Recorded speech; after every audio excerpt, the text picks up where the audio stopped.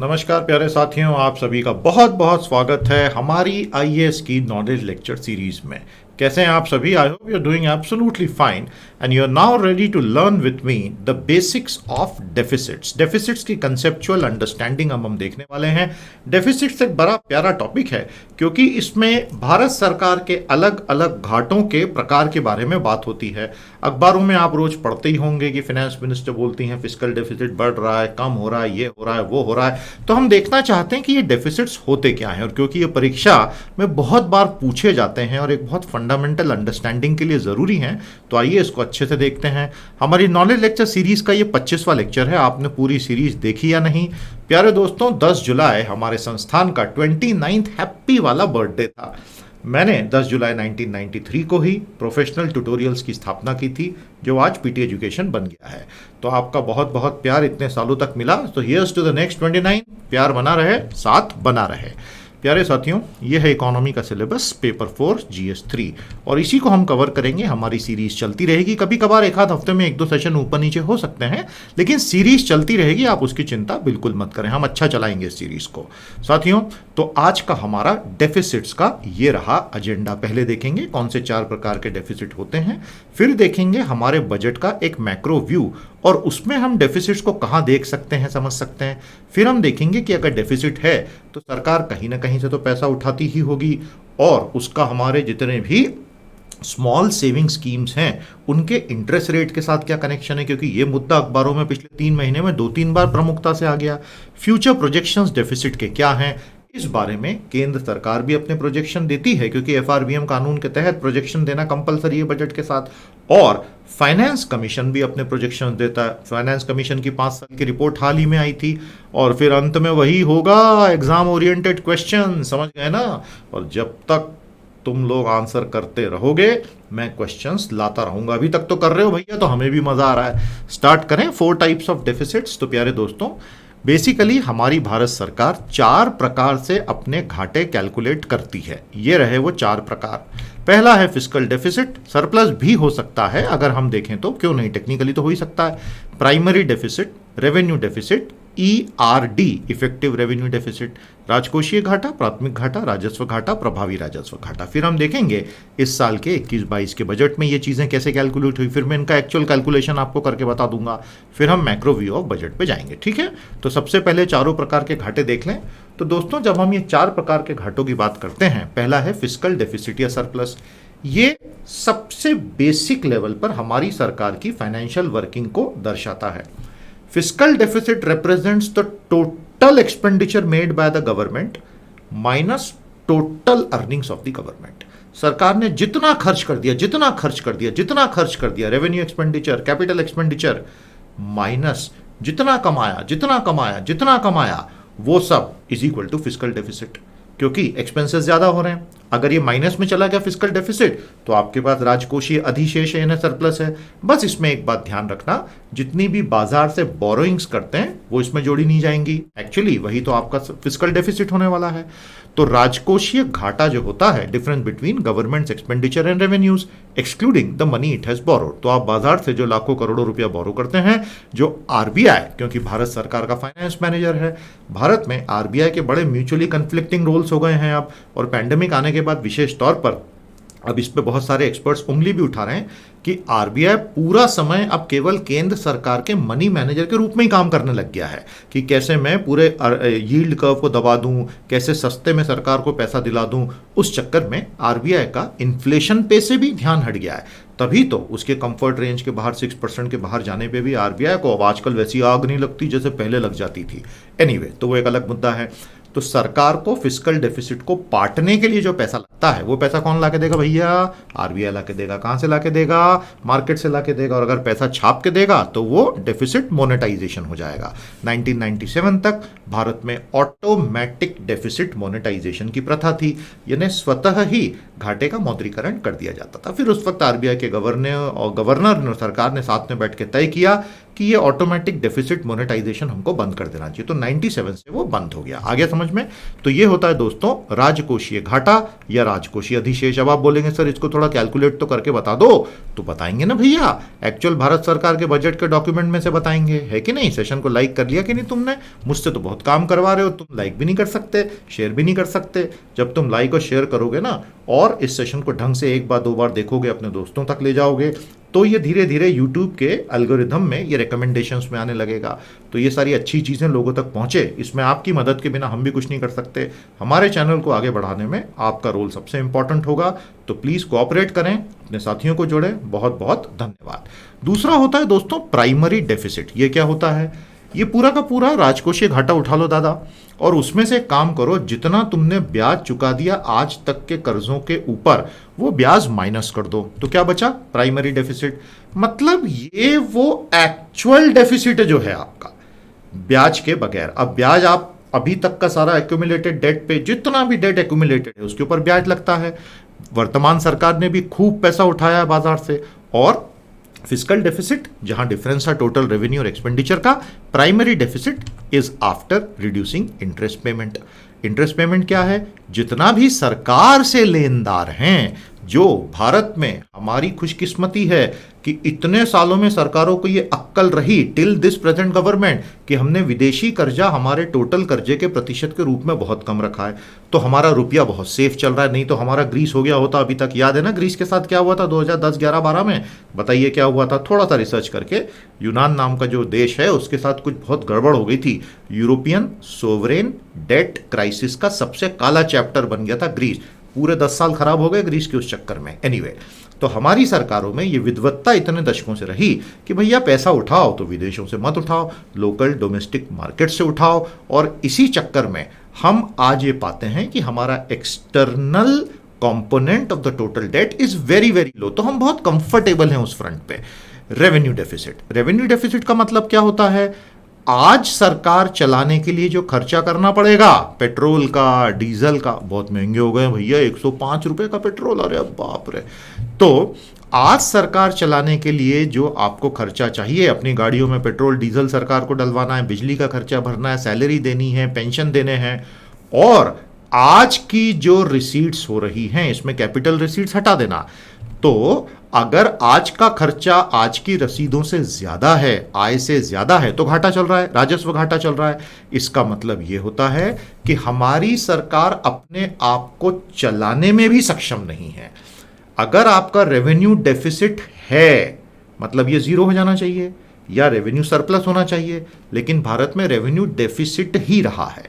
हमारा जो एफआरबीएम बना था, ये सारा चैप्टर जो है, दिस एंटायर चैप्टर, ये पूरा चैप्टर जो है डेफिसिट्स का, इस पर जो गवर्निंग कानून है भारत में वो है fiscal responsibility and budget management act. 2003 में अटल बिहारी वाजपेयी की सरकार ने बनवाया था। बाद में सारे राज्यों ने उसको स्वीकार किया और यूपीए की सरकार ने 10 साल में उसको और सुदृढ़ता प्रदान की।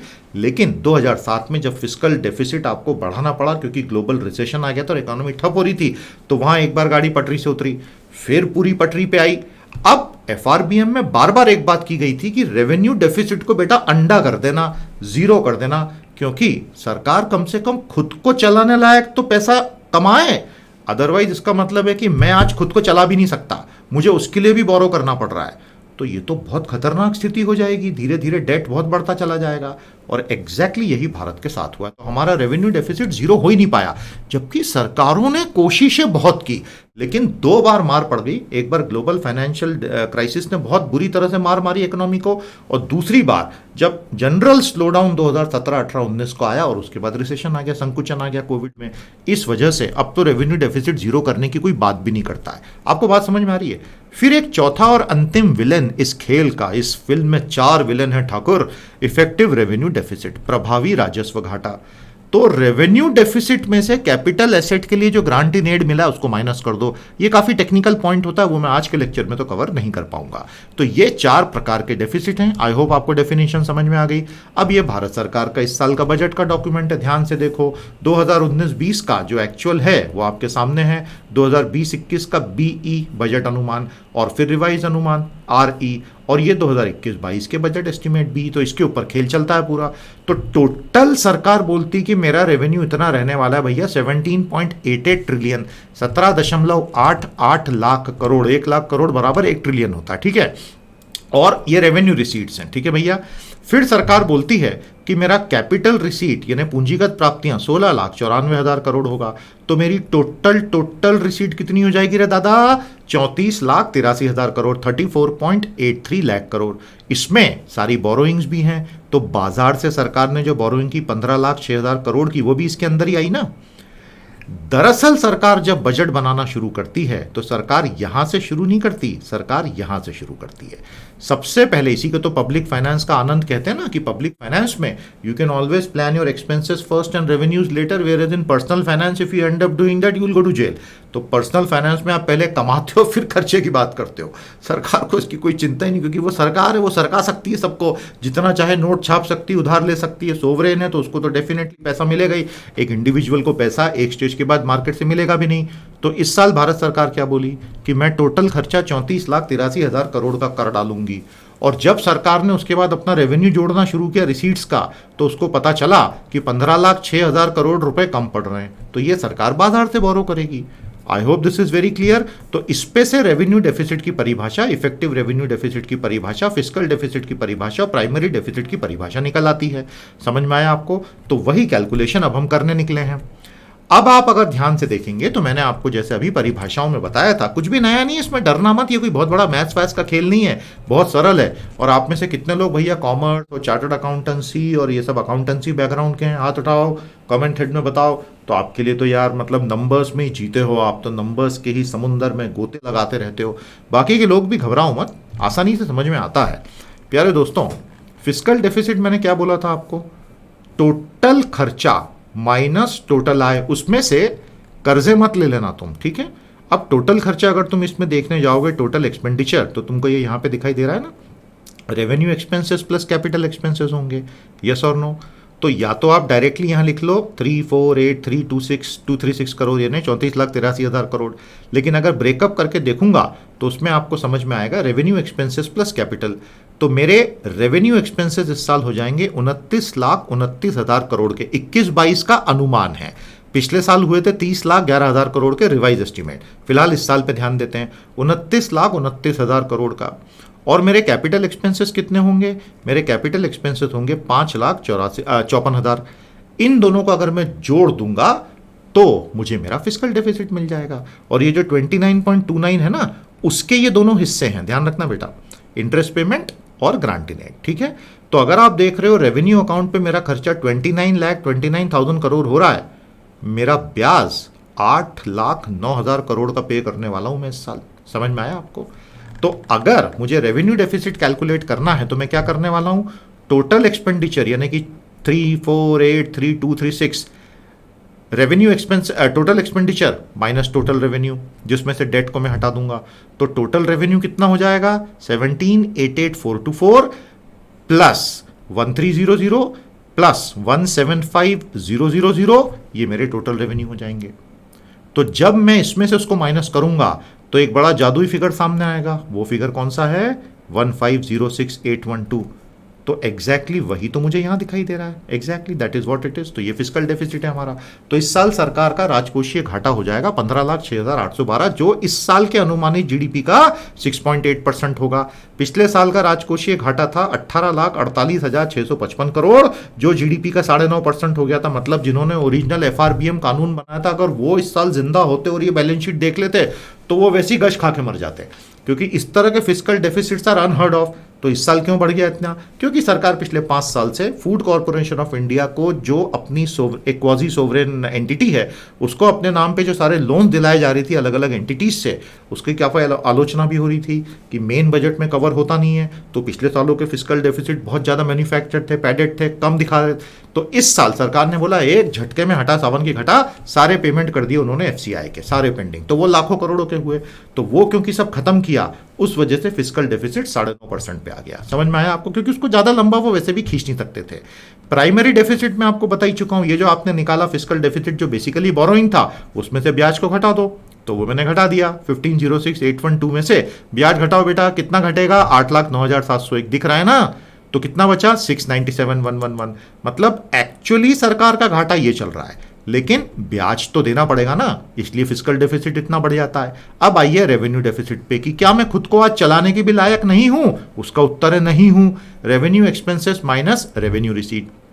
तो मेरे रेवेन्यू एक्सपेंसेस जो हो रहे हैं प्यारे दोस्तों, वो कहां हैं? ये रहे 2929000। रेवेन्यू एक्सपेंसेस ये है ना, माइनस रेवेन्यू रिसीट, उसमें टैक्स रिसीट्स और नॉन टैक्स रिसीट्स दोनों आ जाएंगी। तो इसमें से जैसे ही मैंने उसको माइनस किया तो मेरा रेवेन्यू डेफिसिट 11,40,000 करोड़ का गया, 5% ऑफ जीडीपी। तो इसका मतलब मैं एज अ गवर्नमेंट अगर खुद को चलाना चाहता हूं तो मेरे पास 11 लाख करोड़ रुपए कम पड़ रहे हैं आज की तारीख में। बात समझ में आई आपको? ये इसका मतलब होता है सरल भाषा में। और फिर effective revenue deficit. I hope आज के बाद आपको दिक्कत नहीं आएगी।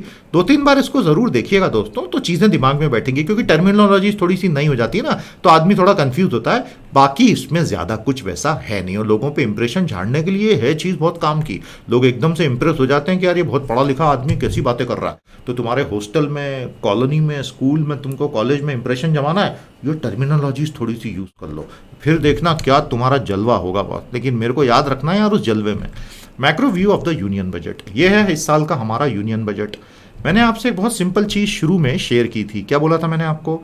मैंने आपसे कहा था कि भारत सरकार सबसे पहले क्या करती है? सबसे पहले भारत सरकार बोलती है इस बार तय कर लो कितना खर्चा करना है। यही तो पब्लिक फाइनेंस का मजा है। 34,83,236 करोड़। अरे जादू जादू जादू, ये रहा। तो हमारी भारत सरकार दुनिया की सारी सरकारों की तरह पहले राइट साइड को फिक्स करती है। समझ में आया? हमारे घर के बजट में ऐसा करेंगे तो कुछ दिनों के बाद हम सब जेल में चक्की पिसिंग एंड पिसिंग। लेकिन सरकार को कौन जेल में डालेगा यार? सरकार तो खुद जेल चलाती है। ये मजा है सरकार होने का। That amorphous entity that can never be gelled. Budget size है 34,83,000 करोड़। राइट साइड फाइनल हो गया। अब सरकार लेफ्ट साइड की तरफ आई, तो सरकार को लेफ्ट साइड में दिखा कि मेरा ग्रॉस टैक्स रेवेन्यू जीटीआर था 22,17,000 करोड़। उसमें से राज्यों को उनका शेयर अलग चला जाएगा, तो बचेगा नेट टैक्स रिसीट, वो हो जाएगा 15,45,000 करोड़। राज्यों को उनका शेयर क्यों जाएगा? फाइनेंस कमीशन, क्योंकि इनकम टैक्स तो सबका एक साथ आया ना एक जगह, तो वो तो कटेगा ना, उनको उनका हिस्सा मिलेगा। फिर सरकार बोलती है कि भैया ये मेरा नॉन टैक्स रेवेन्यू है। नॉन टैक्स रेवेन्यू कहां से आएगा? अरे आरबीआई वाला 1 लाख करोड़ दे गया भारत सरकार को, बाकी के लोग भी तो डिविडेंड देंगे। तो सरकार फोन लगा के उनको बोलती, हेलो शक्तिकांत दास जी कैसे हैं, चाय पीने आएंगे? शक्तिकांत दास जी वहां से बोलता, नहीं नहीं नहीं मैं भेज रहा हूं, पैसा भेज रहा हूं। अरे 1 लाख करोड़ दे दे रहे। तो वो सारा पैसा जब जुड़ता है तो वो 34,83,000 करोड़ होता है। समझ में आया? शक्तिकांत दास जी नाराज मत होना यार, मेरे अकाउंट ब्लॉक मत करवा देना, वैसे खाली पड़े हैं सारे। और कैपिटल रिसीट्स जो होती हैं वो यहां आ जाती हैं। लेकिन कैपिटल रिसीट्स में आप बहुत अच्छे से देख लीजिएगा, डेट रिसीट नहीं लेनी है आपको, जो सरकार ने बाजार से बोरो किया। तो एक्चुअली आप सिर्फ नॉन डेट कैपिटल रिसीट लोगे। अपनी कंपनियों को बेच रही है ना सरकार। Business is not the business of government. याद आया? नियो लिबरलिज्म, वो हिस्सा आप लोगे, ये वाला हिस्सा नहीं ले सकते इसमें। ये आपका रेवेन्यू है। जो गैप है वो यही तो है, फिस्कल डेफिसिट। याद आ गया 15 लाख वाला फिगर? तो अब आप इसको इस तरह से देख लो। तो यहां पर डिसइन्वेस्टमेंट, लोन रिकवरी से ये पैसा आया। मार्केट बोरोइंग, ये एक्चुअली आपका पूरा फिस्कल डेफिसिट हो गया। अब सरकार कहां कहां से बोरो करती है और उसका स्मॉल सेविंग के इंटरेस्ट रेट से क्या लेना देना, वो बस अभी 1 मिनट में समझा दूंगा आपको। ये आ गया समझ में पूरा। और राइट साइड में आप देखेंगे तो ये रही सारी सब्सिडी। फूड, फर्टिलाइजर, फ्यूल, 3 बड़ी सब्सिडीज होती थी। भारत सरकार ने, वर्तमान सरकार ने फ्यूल सब्सिडी तो प्रैक्टिकली खत्म कर दी। 105 रुपए में पेट्रोल बेच रहे हैं, तो ईंधन पे लगने वाली सब्सिडी खत्म। फिलहाल फिर से वो व्हाट्सएप वाला ज्ञान आ गया है कि ये यूपीए सरकार के समय के बॉन्ड बेच बेच के डुबा दिया एनडीए को वगैरह। प्यारे दोस्तों आप एक बात समझ लीजिएगा, टोटल जितने बॉन्ड यूपीए की सरकार ने जारी किए थे और उनके ऊपर जो ब्याज है वो सब मिला मिला के भी 2 लाख करोड़ के आसपास नहीं होगा। सरकार ने पिछले 1 साल में, केवल 1 साल में 3 लाख करोड़ से ज्यादा एक्स्ट्रा इनकम एक्साइज में कर ली है। और पिछले 4 सालों में जितनी इनकम सरकार ने एक्स्ट्रा एक्साइज से की है वो यूपीए के समय के बॉन्डों और उन पे लगने वाले इंटरेस्ट से कई गुना ज्यादा कर डाली है। और बॉन्ड्स का रीपेमेंट तो अभी शुरू होने वाला है इस साल से। तो वो तर्क पूरी तरह से अर्थहीन है। जो लॉजिकल और सेंसिबल लोग हैं मैं उनको तो समझा सकता हूं, बाकी सबको समझाना असंभव है, क्योंकि लोग एक बार मन बना लेते हैं उसके बाद फिर वो कुछ सुनना ही नहीं चाहते। लेकिन क्योंकि वो मुद्दा है, एग्जाम में भी आ सकता है, इसलिए मैंने सोचा बता दूं। तो वो रही सब्सिडीज की बात। उसके अलावा दो और बहुत बड़ी सब्सिडीज हैं भारत में। एक सब्सिडी है प्रोडक्शन लिंक्ड इंसेंटिव सब्सिडी, लाखों करोड़ों की कॉर्पोरेट्स को दी जा रही है। और दूसरी सब्सिडी जो कॉर्पोरेट्स को दी गई 2 साल पहले सितंबर 2019 में, जब कॉर्पोरेट इनकम टैक्स का रेट अचानक से गिराया गया, लगभग 1.5 लाख करोड़ का टैक्स कॉर्पोरेट का सरकार ने 1.5 लाख करोड़ के आसपास का माफ कर दिया था। तो ये इस तरह से कैलकुलेट होता है। और वो रहे इंटरेस्ट पेमेंट 8 लाख करोड़ के। तो याद रखिएगा, सरकार बेसिकली 3 चीजों से कमाती है। पहला है टैक्स रेवेन्यू, इकोनॉमी अच्छी करेगी तो टैक्स रेवेन्यू सुधर जाएगा। दूसरा है नॉन टैक्स रेवेन्यू, अपनी खुद की कंपनियों से, आरबीआई से बोलना कि भैया पैसा पैसा। आरबीआई भी गाना गाता होगा, तू पैसा पैसा करती है, तू पैसे पे क्यों मरती है, लेकिन अब क्या करे सरकार भी। और तीसरा है डिसइन्वेस्टमेंट के proceed, NDCR, non debt capital receipt. आ गया क्लियर? तो सरकार 3 तरीके से कमाएगी। ये जो है, इसमें अगर इकोनॉमी अच्छा करेगी तो सरकार ऑटोमेटिकली अच्छा करेगी। इसमें सरकार अपनी कंपनियों से जितना चाहे ले सकती है, लेकिन एक स्टेज के बाद इकोनॉमी अच्छा नहीं करेगी तो वो भी दे नहीं पाएंगे। हालांकि इस साल आरबीआई ने 1 लाख करोड़ के आसपास का 9 महीने के अंदर ही अपना साल खत्म करके दे दिया, क्योंकि उसको अपना भी एनुअल ईयर सरकार के एनुअल ईयर से कमेंसुरेट करना था। तो नॉर्मली क्या होता है आरबीआई का ईयर, और सरकार से कैसे कमेंसुरेट, वो भी बता दीजिए। और वो इस साल से हो चुका है। अब आरबीआई ने इस साल इतना जबरदस्त सरप्लस कहां से लिया, उसका एक बहुत बड़ा हिस्सा था आरबीआई के अपने फॉरेन एक्सचेंज के अलग अलग ऑपरेशंस करके, उसमें आरबीआई ने खूब कमाया। और तीसरा है विनिवेश की प्रोसीड्स। ये भी एक स्टेज के बाद अगर इकोनॉमी अच्छी नहीं करेगी तो कंपनियां बिक भी नहीं पाएंगी। तो मतलब इकोनॉमी का अच्छा करना सभी के लिए अच्छी बात होती है, कॉमन सेंस की बात है। अब ये सारा पैसा जो सरकार बाजार से उठाती है, ये उठाती कहां से है? ये रहे 4 डेफिसिट्स, और ये आपको दिख रहा है एफआरबीएम का एक छोटा सा डॉक्यूमेंट जो यूनियन बजट में लगाना कंपलसरी है संविधान के हिसाब से, ठीक है। अब सरकार बोल रही है पिछले साल मैंने 18,38,000 करोड़ का घाटा कर लिया। तो ये भरा कहां से, ये पैसा आया कहां से? ये पैसा ऐसे आया, बहुत ध्यान से देखिएगा। ये दिख रहा है आपको, इतना पैसा सरकार ने बाजार से उठा लिया। सीधे सीधे बाजार में गवर्नमेंट सिक्योरिटी और ट्रेजरी बिल, 1 साल से बड़ा बॉन्ड गवर्नमेंट सिक्योरिटी होता है, 1 साल से कम का ट्रेजरी बिल कहलाता है। उस फ्रंट पे सरकार ने 12,73,000 करोड़ रुपए मार्केट से उगा है। ये सारा काम आरबीआई करता है सरकार के लिए। लेकिन पिछले कुछ सालों में सरकार ने जो कमाल कर दिया है वो है भारत की सारी स्मॉल सेविंग स्कीम से पैसा उठाना। स्मॉल सेविंग स्कीम्स भारत में 8 से 9 प्रकार की चलती हैं। भारत की करोड़ों करोड़ों करोड़ों जनता स्मॉल सेविंग स्कीम में कभी 50 रुपए, 100 रुपए, 1000 रुपए, 1500 रुपए, ऐसे अलग अलग उनकी स्कीम्स में निवेश करती है, और उसका लाखों करोड़ों का कॉर्पस है। पहले भारत सरकार जितनी भी थी, ये पब्लिक अकाउंट में जाता है, कंसोलिडेटेड फंड में तो जाता नहीं है। सरकार इसकी ट्रस्टी है।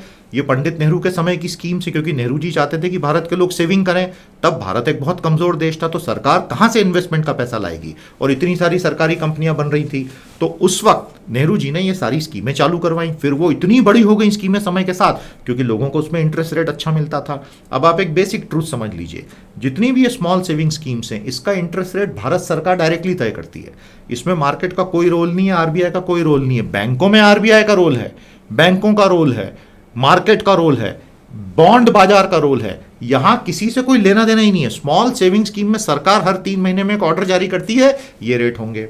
अब आप याद कीजिए 31 मार्च को भारत सरकार ने एक ऑर्डर जारी किया था कि इन सभी स्मॉल सेविंग स्कीम के रेट कम कम कम कम कम किए जा रहे हैं।